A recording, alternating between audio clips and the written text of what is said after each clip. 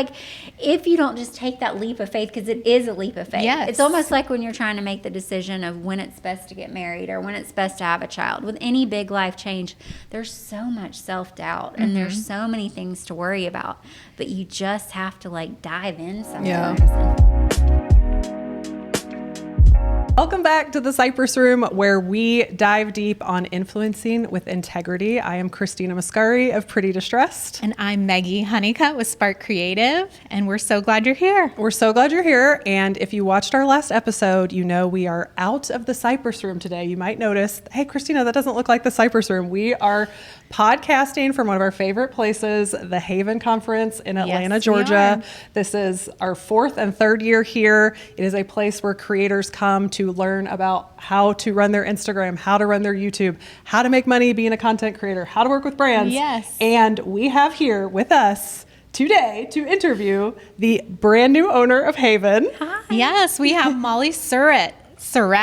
I knew I would get it wrong, Mollie. I tried. It's I'm okay. so sorry. Understand. Tell us a little bit about Mollie Surratt. Well, Mollie is the founder and owner of White Label Studio. It's a digital marketing agency headquartered in Calhoun, Georgia. So real close to Atlanta, where we're coming to you from.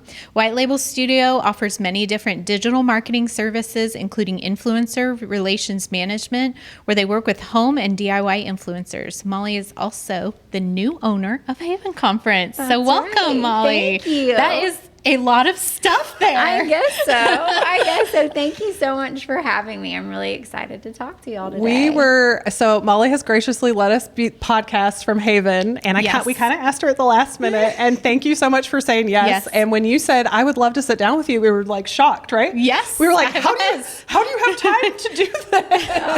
I want to tell my story because I think it'll help other women who are just starting out and thinking about starting their own businesses and being brave. So I love telling my story. Yay, that's what we're all about here.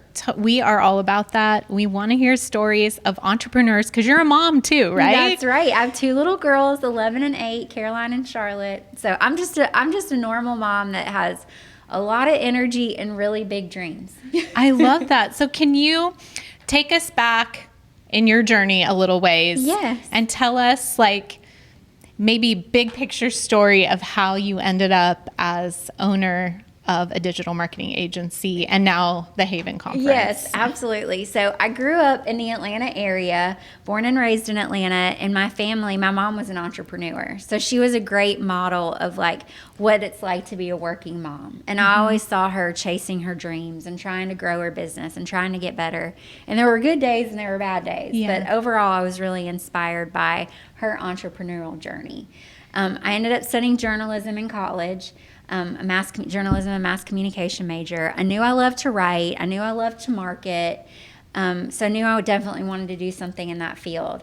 After college, I started doing luxury wedding planning. And y'all, the stories. I bet you have good stories. I mean, Bridezilla stories. I remember I did this huge 1,200 guest wedding. It was an outdoor attended wedding. This family had invested so much in having this perfect wedding, and the septic tank exploded. And then hurricane winds blew in before the wedding. I mean, it was just like cursed. And we pulled it together, and I think that they still had a beautiful wedding, but the stress was real.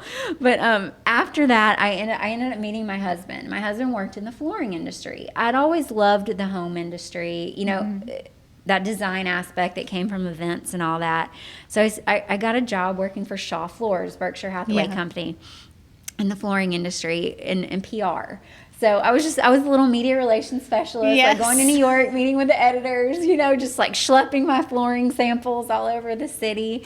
It was a lot of fun. I learned a lot, and I really fell in love with the home industry when I was with Shaw. I used to work on the Southern Living Idea houses and the HGTV green homes, and really came up in the flooring industry. And then it started to hit me that I really missed being an entrepreneur. So I ended up moving to another flooring company and was over all of their influencer marketing and social and all that there for all of their brands. It was a big job.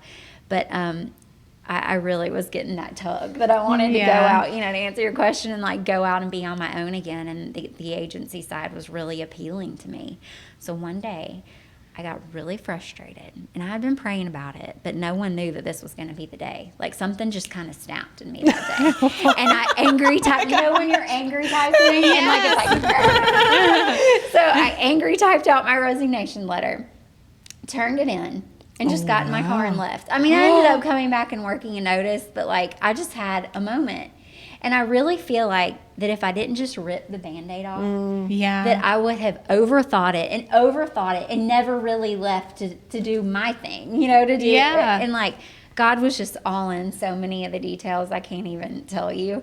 But so I started doing a little interior design, a little freelance, and then suddenly like all these referrals started coming in.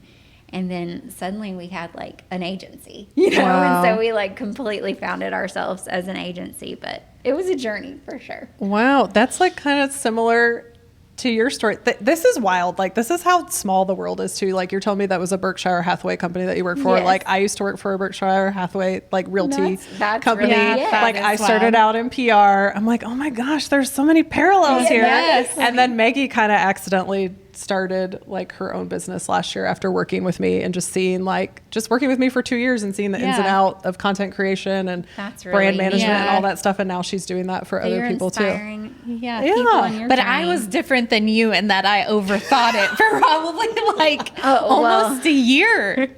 But I mean, that's such a good point, because I think we talked about this on an earlier episode. Like, the hardest part for people is just that leap of faith, that like getting started.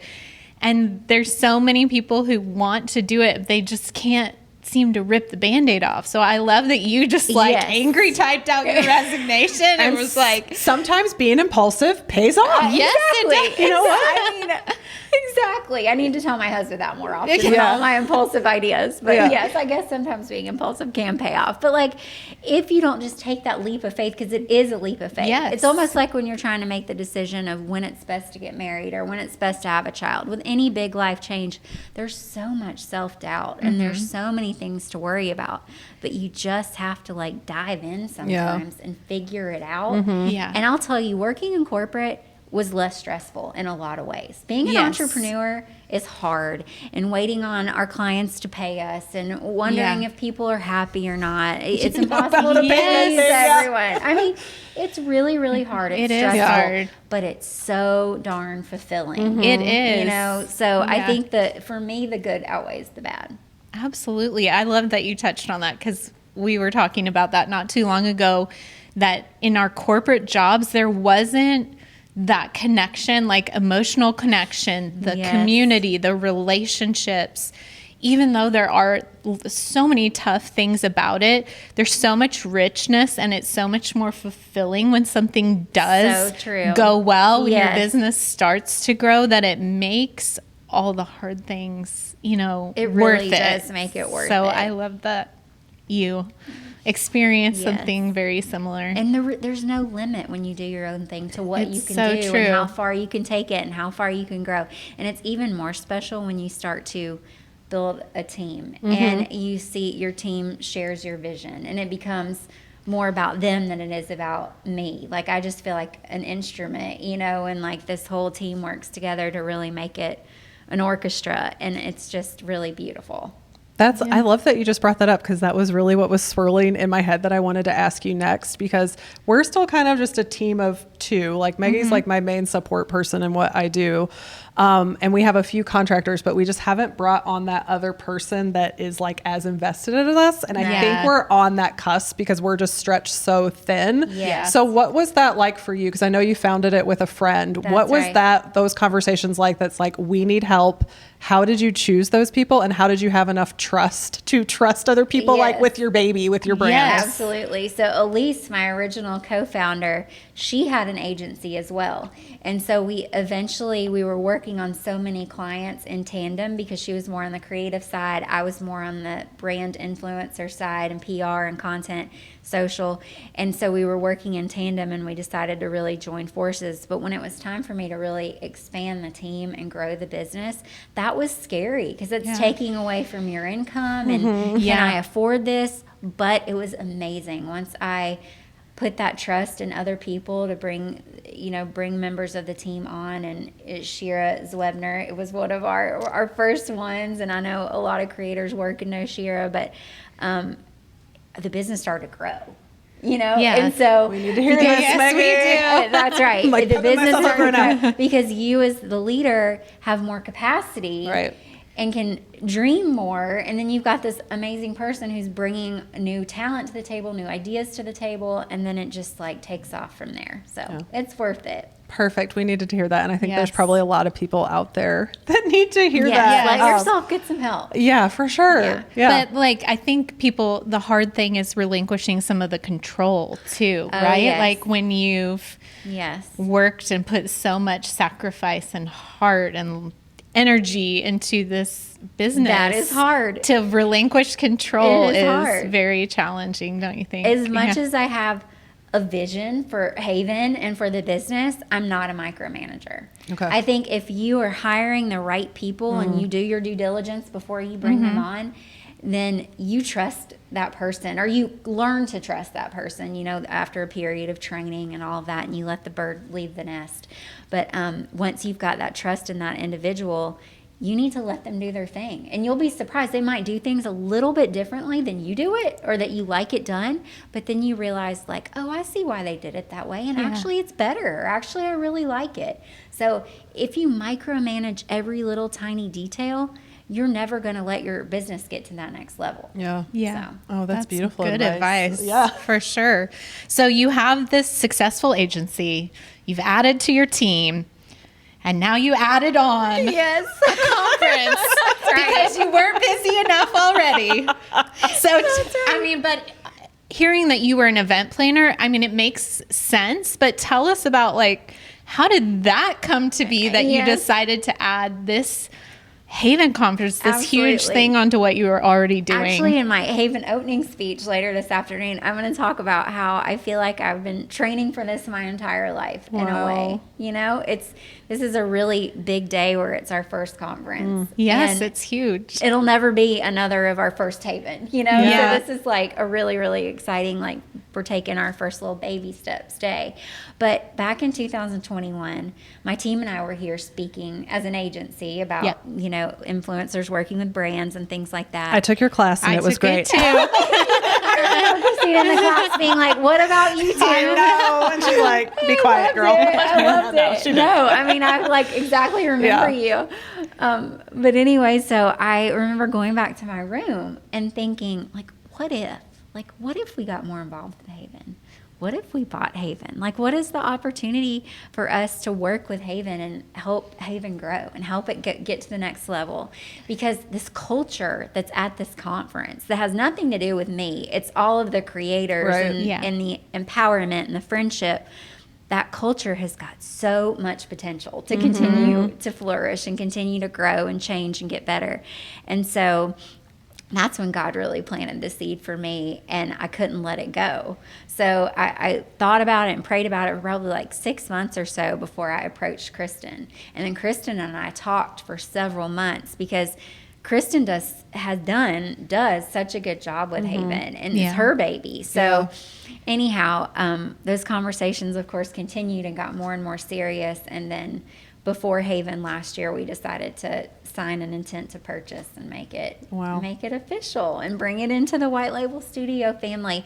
And it has been a hard year. I know. So in case you guys don't know, Mollie reached out to me after she bought, and she created the amazing board of advisors, basically people who have been friends of Haven, have spoken at Haven, and people she just knows from her life that she thought could bring value to it. Very diverse group of people, and has just from the very beginning let us into, like, how can we serve you? How can we make this better? And has just let us come along on the whole journey. And I know how much work and effort you guys have put in, and just like how deeply you care, and getting this behind the scenes look at it. I'm always invested in Haven, but I'm so invested this year because I just know how hard you guys have worked and how much you're setting people up to win. And I can't wait to see it come to fruition. It's going to start in 2 hours. By the time this goes, it'll be live, and we'll do a whole nother podcast on how amazing it was. I hope so. We've got a new app this year, which Haven's never had an app before. So I think that's going to just improve communication and the overall experience. We've got LTK here. We've got the executive editor of HGTV Magazine. We've got Pinterest. So awesome. So many amazing creators speaking. Like, we just have an awesome lineup. DeVito, of course, is here as our celebrity keynote. His book pre-order just opened. Like, I'm just so proud of what we've put together with the Health Advisory you should team. be. And I'm sure even, this is just the start. Do you just have even bigger, like, what are your far off, like, big dreams for what this could be? I mean, that's a whole other podcast. Like, I have so many hopes and dreams for the Haven community. I would love to add on a design summit to Haven for people who are more focused in the interior design track, whether it's like before or after Haven conference. Haven will always be rooted in DIY and home decor, but a lot of us are starting to become a bit more of a design creator. So I want to offer more content there. I also just want it to be more of a year-long community, like more digital workshops and more tools and more support throughout the year. So we're looking at ways that we can do that. And then next year for the actual conference will be July 11th through 13th, and it will be at the Lowe's Hotel in Midtown Atlanta, which is on the Beltline, right by Ponce City Market. I love Ponce City Market. That would be so fun. It's going to be so fun. They've got this huge yoga studio, beautiful spa. So we'll just be able to like continue to enhance our programming, and we'll have more space as Haven. Yeah. So more breakout sessions, more lounges. Like, it'll be awesome. Awesome. It will be awesome. Well, and as you were talking about, just kind of changing up the venue for next year and your dreams and visions, something that I've seen that you've been so intentional this year, the theme this year is like everybody has a seat at the table. Yes. And the next person we're interviewing is a man. So we're bringing a little bit. The conference has always kind of looked like the same type of person, and I think it's gotten better over the years, but you have just had such an intention this year that everybody should be seen and everybody's important. Can you speak to that a little bit about where that came from and the heart behind that? I mean, where I grew up in Atlanta, it was a melting pot. Not everyone was the same. And I'll remember the first time I walked into Haven. This was a lot of years ago because this is our 13th Haven. Woo. Wow. But, everyone was a farmhouse creator. Yeah. Everyone had a maxi dress and a hat and a Louis Vuitton Everfull bag. And everyone looked the same. And I didn't look like that, but it was kind of intimidating, all the sameness. So I can see how people have come to Haven in the past and felt like, where do I fit in here? But that's changed. Yeah. Yes. And we still have work to do, and we're continuing that work, and we'll continue. Today at opening ceremony, I'm going to read our new diversity and mission statement, which is on the Haven website. All are welcome at Haven. We want to meet you where you are, no matter if you're a brand new creator hoping to become a creator or you've got 1 million followers. I mean, we want you to feel welcome at Haven. We've got beginner and advanced programming, which we're just launching this year, so there's more variety in the breakout sessions offered. We're seating everyone with their mentor group at the welcome dinner. I love Such a great change. You speak to that because that's your favorite change this year. It honestly is my favorite change so far. I mean, honestly, I haven't gone through the whole thing to speak to all of it, but the first year I came and the garden party was like an introvert's worst nightmare because Me too. It was so scary to me. And I love that the way that you're doing it this year is you literally have a seat at a table with a group. So somebody could come by themselves and immediately their first night get introduced to a whole table of people. Exactly. In, you know, a non-threatening way where they don't have to seek out all of those connections. So I personally love that because I'm just an introverted person and much less likely to go around a room and introduce myself to people. So I think that will be appreciated by a lot of people like me who the garden party was pretty intimidating for me. Not to mention hot. But I've been so intimidated at Haven Garden Party. Yeah, I totally understand where you're coming from. I'm one of those extrovert introverts, but like walking into a big sea of people about gives me a panic attack. Yeah. So I think I did it part selfishly because I knew how the garden party had made me feel. Yeah. So I hope that people feel a little bit more relaxed and welcome having a seat for sure. I love So that. tonight's going to be special. Oh my gosh, I'm so excited. I'm so excited for it. Me too. But I just want to switch gears for a little bit because I want to go back to talking about the multiple roles that you play as wife, as mom, as entrepreneur. And I'd love to just hear about what are some of your challenges, like how you set boundaries and, because as entrepreneurs, we can tend to work 24/7. Yes. And how do you manage all the things like with your family life, work life? Yes, I love talking to other moms. I'm sure you guys have different ways of running your households that I could learn from. It's hard. I think having those boundaries, especially in this world of tech that we live in, is really, really difficult. I love to travel, and my family loves to travel. So I do try to give myself permission to go on trips and unplug when I can because it recharges me. I always come back better and feeling more relaxed. Day to day, my girls are in soccer and competition cheerleading. We know all about those things. Oh my goodness, all the things. You're just a chauffeur. Yeah, yes. I am in total taxi driver mode. My oldest is made two middle school cheer teams, like the comp and football team. We just got the back to school schedule, and I'm like, oh, okay, so this is every single day. Yeah, where you're at with volleyball. I was just telling her Her this. daughter made the volleyball team, and we were so amped for it. We're like, I hope she makes it. I hope she made it. She made it, and I'm like, now you got to deal with the consequences. Now I'm looking at the schedule. How am I going to do this? They do not play. Yes. And trying to figure out dinner for those nights and all of that stuff. So I try to stay really organized, but my schedule, as a mom, your schedule never goes exactly. I do all of my organization though in one single digital calendar. So I have one phone, one Google Calendar, and in that Google Calendar, I keep my personal stuff and I keep my work stuff.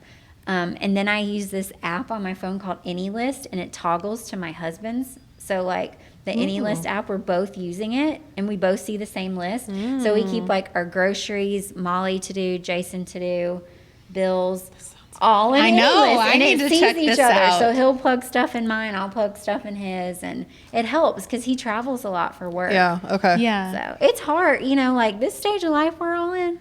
It ain't easy. It ain't for the faint of heart. It isn't, but it can be done. I mean, and it might not look the same for every person, but that's why I like to hear, because I can always take little things from other moms and business owners and then kind of try and implement them for myself. You got to choose your priorities too and what your kids need. My oldest daughter has got really bad anxiety and ADHD. She's turning 12. Plus being a preteen is just hard, right?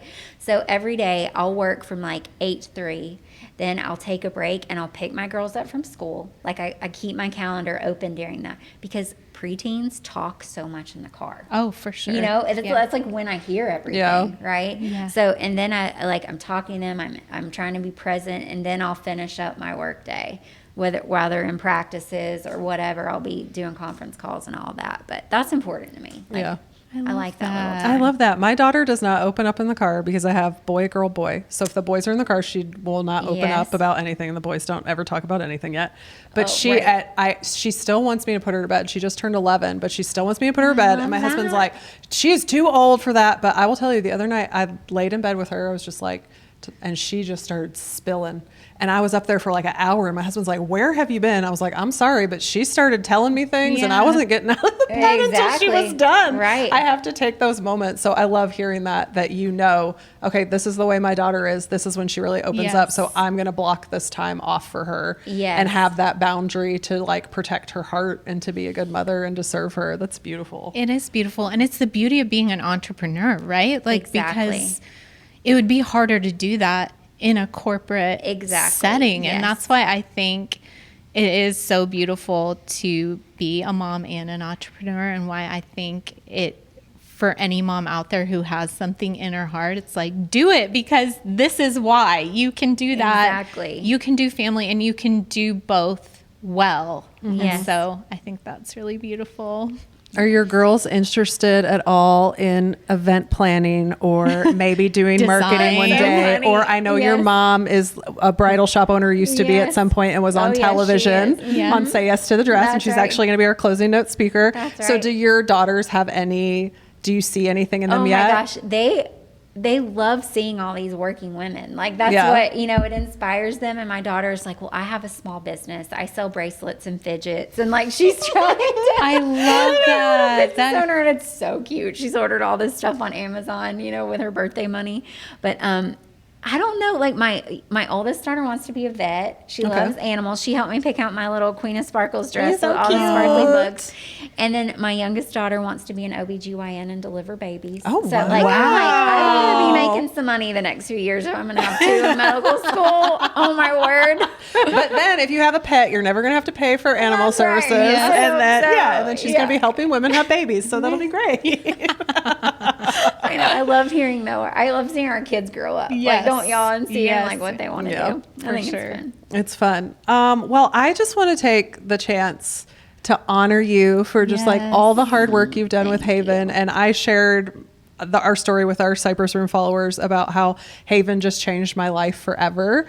And so I so believe that that's going to happen, at this year's conference and in the future. So thank you for carrying on the torch for Haven. I know it's such hard work, but you're not just, there is unlimited amounts of people that could just step into their potential this weekend. And then they are going to pay that forward, because I pay it forward all the time just because of what happened here for me. And so I just want you to know that you're a multiplication person. Like your yes is just going to be multiplied and is so exponential. You cannot even understand the reach of what you guys have done, you and your team, and you've done stuff with such excellence and such intentionality. And I know you guys only want to grow and just make it better every year. So we're just so excited to be part of it. And we just wanted to honor you. I think the ripple effect of what happens here, like you'll probably never know what that even is. So I just encourage you, like in the moments where you're like, to just think of how many people are going to come to this conference and walk away with such a sense of value and worth and what they offer as a content creator. Because I think that's just the thing that's missing when people are out in their own little island, and then they get to come here and just get that spark of encouragement to just say, yeah, what you're doing is amazing and who you are is amazing, and that is enough. And to then go back and start creating content. And also that piece of it, they're going to take that out in the world to just bless others. That's exactly why I wanted to do this. So I feel it's beautiful. Yeah, that ripple effect, it's powerful. Yes. So cool. Well, we want to give you your chance to tell everybody where they can follow you and pitch them to come to Haven next year. Yes. Awesome. Well, I'm not a fun content creator yet. Who knows, after this I might be inspired. But our agency is White Label Studio. And then, of course, please follow Haven Conference and join us for 2024. Until August 6th, we have a sale on 2024 tickets. And then we'll kind of be quiet for a while we're getting prepped for next year. Awesome. And get your ticket, your early bird ticket, save up for the hotel stay and your travel. Start saving now, because you don't want to wait until next year when it's 2 months out and be like, I really want to go. Start saving now. Pocket away like $50 a month, $75 a month, whatever you can do. That's right. It will definitely be worth it. We talk about that. Like sometimes you have to write hard checks, but the investment for me was so worth it. And I would encourage anybody to do it. So Mollie, thank you for taking time out of your busy schedule to be here with us. We loved having you. And yeah. This was a treat. Thank you. Oh, thank you so much. And thank you guys for joining us on the Cypress Room. We'll see you next time. We'll see you guys next time. Bye.